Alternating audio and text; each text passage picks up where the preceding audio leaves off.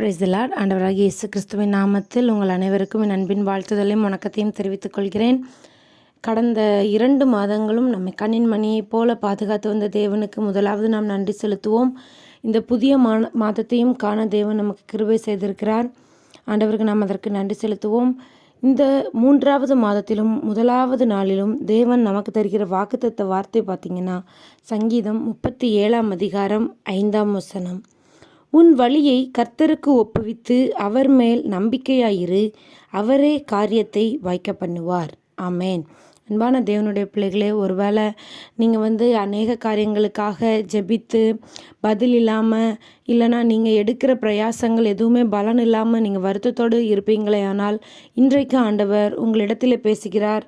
உன் வழியை கர்த்தருக்கு ஒப்புவித்து அவர் மேல் நம்பிக்கையாயிரு, அவரே காரியத்தை வாய்க்க பண்ணுவார் என்று சொல்லி, உங்களுடைய நம்பிக்கையை நீங்கள் யார் மீது வைத்திருக்கிறீர்கள், எந்த ஒரு பொருளின் மீது வைத்திருக்கிறீர்கள் என்று சற்று சிந்தித்து பாருங்கள். நம்முடைய நம்பிக்கை ஆண்டவர் மீது இருக்கிறதா என்று சற்று உங்களை நீங்களே ஆராய்ந்து பாருங்கள். உங்களுடைய நம்பிக்கை அப்படின்னு சொல்லி பார்க்கும்போது முழுமையான நம்பிக்கை ஆண்டவர் எதிர்பார்க்கிறார். எப்பேற்பட்ட சூழ்நிலையாக இருந்தாலும் நம்முடைய கண்களுக்கு அது தெரியாமல் இருக்கலாம். நம்ம ஒரு காரியத்தை நடக்கும்னு சொல்லி விருப்பப்பட்டு கொண்டு இருக்கிறோம். ஆனால் நம்ம கண்ணு கெட்டின தூரம் வரைக்கும் நம்ம எதிர்பார்க்கிறது நடப்பதற்கான ஒரு சின்ன ஒரு அடையாளம் கூட இல்லாத மாதிரியான சூழ்நிலைகளை நம்ம கடந்து போகலாம். ஆனால் ஆண்டவர் நம்மளை பார்த்து சொல்லுகிறார், அவர் மீது நாம் எப்படி இருக்கணுமா? நம்பிக்கையாக இருக்கணுமா? நீங்கள் கண்ணை மூடிட்டு அவரை நம்பிட்டு இருங்க, அவர் காரியத்தை வாய்க்க பண்ணுவார். ஒருவேளை உங்களுக்கு ஒரு ஃபீஸ் கட்ட வேண்டிய தேவையோ, இல்லை கடனுக்கு அடைக்க வேண்டிய தேவையோ, இல்லை ஏதோ ஒரு மருத்துவ செலவுக்கு இவ்வளோ ரூபாய் தேவைப்படும், இல்லை இந்த தேதிக்குள்ளே நான் இதை முடிக்கணும், அந்த மாதிரி ஒரு கமிட்மெண்ட்டோடு நீங்கள் இருப்பீங்களே, ஆனால் நீங்கள் கண்ணை மூடிட்டு ஆண்டவர் மேலே விசுவாசம் வைங்க. உங்களுடைய விசுவாசத்தை ஆண்டவர் சோதித்து பார்க்க விரும்புகிறார்.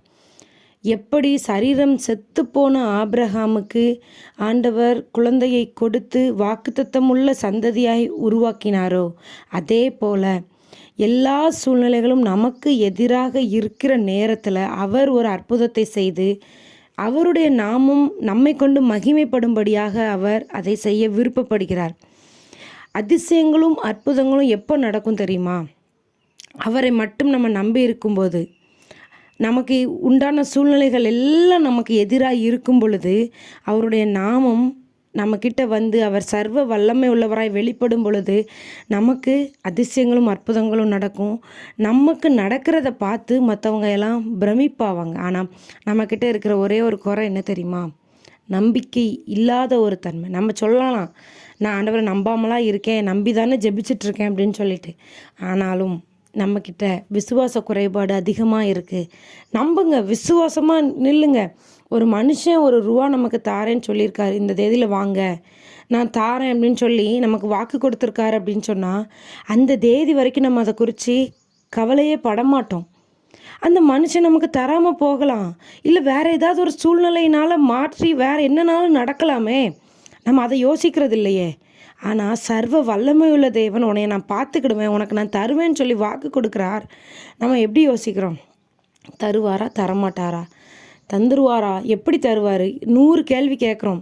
ஒரு மனுஷனை வச்சு நீங்கள் எடுத்து பாருங்களேன். ஒருத்தர் உங்களுக்கு இவ்வளோ அமௌண்ட்டு தாரேன்னு சொல்லியிருக்காங்க.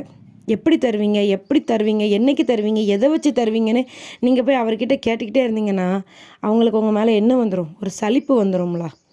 அதே போல் தானே ஆண்டவரிடத்துலையும் ஒரு மனுஷனை நம்புகிற அளவுக்கு ஆண்டவரை நம்புகிறோமா? நம்ம கொஞ்சம் யோசிச்சு பாருங்கள்.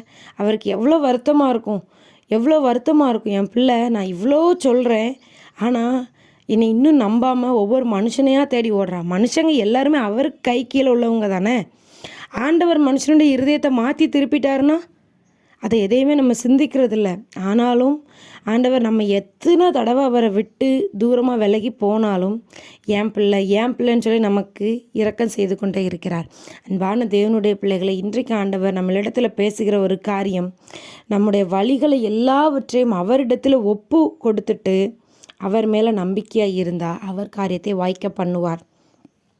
இது ஒரு ரொம்ப கஷ்டமான சூழ்நிலை தான், கஷ்டமான காரியம்தான். ஏன்னா கண்ணுக்கு எதுவுமே புலப்படாத நேரத்தில் ஆண்டவருக்காக நம்ம விசுவாசித்து நிற்கிறது, நம்பி நிற்கிறதுங்கிறது ஒரு கஷ்டமான ஒரு சூழ்நிலை தான். ஆனாலும் நம்ம விசுவாசம் எந்த அளவில் இருக்குங்கிறத ஆண்டவர் பார்ப்பார். ஆண்டவரால் செய்ய முடியுமா, முடியாதா? கட்டாயம் முடியும். உங்கள் விசுவாசத்தின் நிச்சயத்தை பார்த்து கட்டாயமாக ஆண்டவர் உங்களுக்கு என்ன செய்வார்? தருவார். விசுவாசித்து அவர் மேலே நம்பிக்கையாக நிலைத்திருங்க. அடைபட்டிருக்கிற அத்தனை கதவுகளும் உங்களுக்கு இந்த மாதத்தில் ஆண்டவர் திறந்து தரப்போகிறார். உங்களுடைய தேவைகள் அனைத்தையும் ஆண்டவர் சந்திக்க போகிறார். நீங்கள் ஜெபிக்கிற எல்லா காரியங்களுக்கும் ஆண்டவர் ஆம் என்றும் ஆமேன் என்றும் பதில் தருகிறார். அது மட்டும் இல்லை, அவர் மேலே நீங்கள் நம்பிக்கையாக இருக்கிறதுனால உங்களுக்கு நடக்கிற காரியங்களை பார்த்து மற்றவர்கள் எல்லாரும் ஆச்சரியப்படத்தக்க விதமாய் அவர் உங்களை சாட்சியாய் நிறுத்தப் போகிறார். இந்த மாதம் உங்களுக்கு மிகப்பெரிய ஆசீர்வாதத்தின் மாதமாக இருக்கும். கர்த்தர் உங்களை ஆசீர்வதிப்பாராக. God bless you.